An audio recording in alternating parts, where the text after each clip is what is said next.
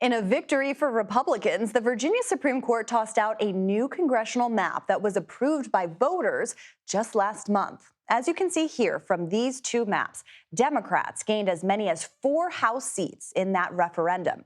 But the ruling strips the party of those potential seats and reverts back to the old map that you see here on the left of your screen. So CBS News election law expert and contributor David Becker joins me now to help make sense of all of this. David, good to see you. A couple of weeks ago, we were covering this big referendum in Virginia. 1.6 million voters in Virginia voted to have these maps. And now the Supreme Court there, which we knew was a possibility, has overturned it.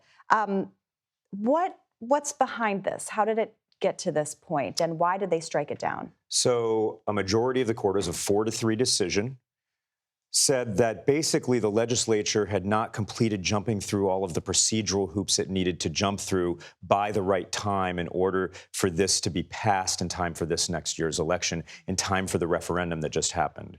Now, that was surprising to a lot of people because there was litigation over this effort going back to last fall when the legislature first started it.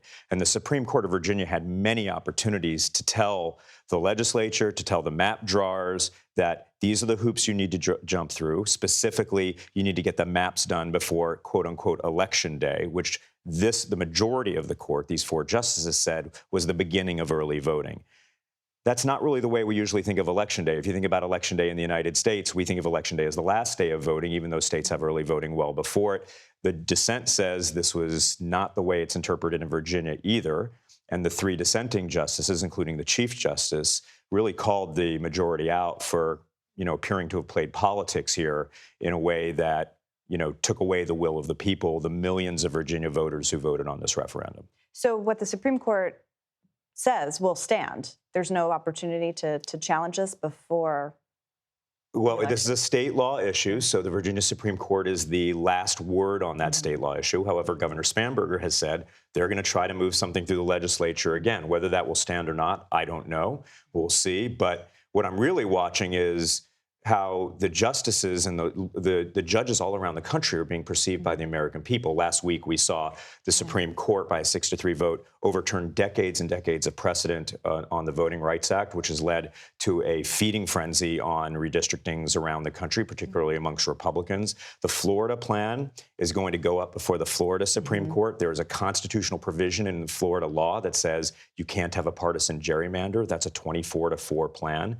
But those justices were also appointed by Governor DeSantis and Republicans. So we'll see how much politics plays into this and whether that has a long-term effect on the perception of legitimacy amongst the judiciary. And I can't help but thinking this is all coming as we're in primary season. So there's so much confusion for voters, let alone people who are running for office. And then the general election is not too far away. Just really quickly, is it possible to see at this point whether Republicans or Democrats have an advantage here, or does it appear to be a wash? No, one of the things I'm always watching is both parties think they're gaming the system a little bit to try to gain some advantage. But the people who have the last say on this are the voters.